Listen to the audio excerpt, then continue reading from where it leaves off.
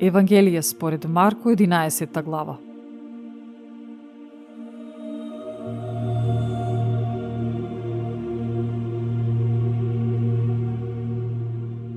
И кога се приближи до Ерусалим во Витфагија и Витанија, кај Маслиновата гора, испрати Исус двајца од учениците своји и им рече: Одете во селото што е наспроти вас, па штом ќе влезете во него, ќе најдете врзано младо магаре, што ниеден човек не го јавал. Одврзете го и доведете го. И ако ви рече некој зошто го правите тоа, кажете му дека е потребно на Господа. И тој веднаш ќе го прати тука. Тие отидоа и го најдоа младото магаре врзано за портата однадвор, на крстопатот, и го одврзаа. А некои од оние што стоеа таму им рекоа: Што правите? Зошто го одврзувате магарето? А овие им одговорија како што им беше заповедал Исус, и тие ги оставија. И го доведоа младото магаре кај Исус, ги гладоа врз него лиштата своји, и тој седна на него. И мнозина ги постилаа своите облеки по патот, а други пак сечеа гранчиња од дрвјата и ги постилаа по патот.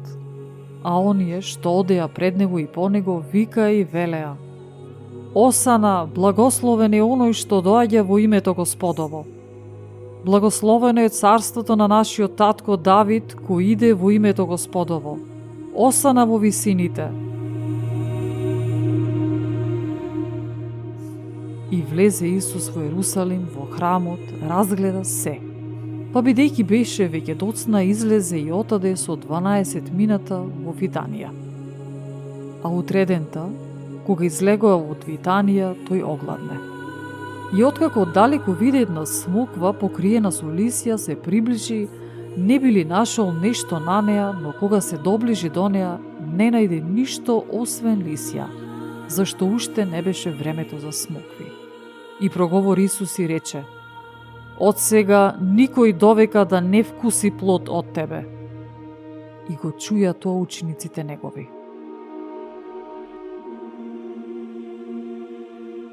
И пак дојдоа во Ерусалим.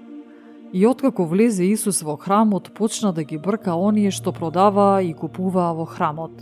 И им ги преврте масите на менувачите на пари и столовите на оние што продаваа гулаби. И не дозволуваше никој преку храмот да пренесе каков и да било сад. И ги поучуваше велејќи: Не е ли напишано: Домот мој, дом за молитва на сите народи ќе се нарече, а вие од него направивте разбойничко гнездо. И кога го чуја тоа, книжниците и првосвештениците гледаа како да го погубат, бидејќи се плашеа од него, зашто сиот народ се восхитуваше на неговото учење. А кога се стемни, тој излезе надвор од градот.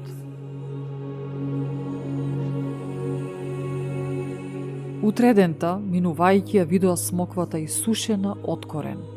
И кога се сети Петар, му рече: Рави, погледај, смоквата што е проколна се исушила. А Исус им одговори и рече: Имајте верја во Бога, зашто вистина ви велам, ако некој рече на оваа планина, дигни се и фрли се в море, и не се посомнева во срцето свое, туку поверува дека ќе биде како што рекол, ќе му се исполни што и да каже. Зашто ви велам? Се што ќе побарате во молитва, верувајте дека ќе го добиете и ќе ви биде. И кога стоите на молитва, простувајте ако имате нешто против некого, па и вашиот Отец, кој на небесата, да ви ги прости вашите грешки. Ако ли пак, вие не простувате, и вашиот Отец, кој на небесата, нема да ви ги прости грешките ваши.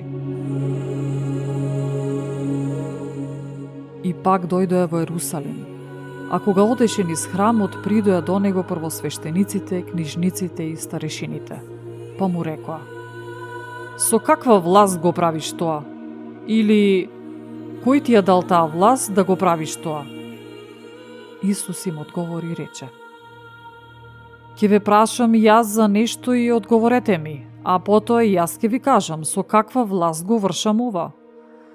Крштевањето Јованово од небото ли беше или од луѓето? Одговорете ми. А тие си мислеа во себе и велеа: Ако кажеме од небото, ќе рече, па зошто не му поверувавте? Но ако кажеме од луѓето, се плаши од народот зашто сите го сметаа Јован за вистински пророк. И одговарајќи му на Исус рекла: не знаеме. А Исус им одговори и рече: ниту јас не ви кажувам со каква власт го вршам ова.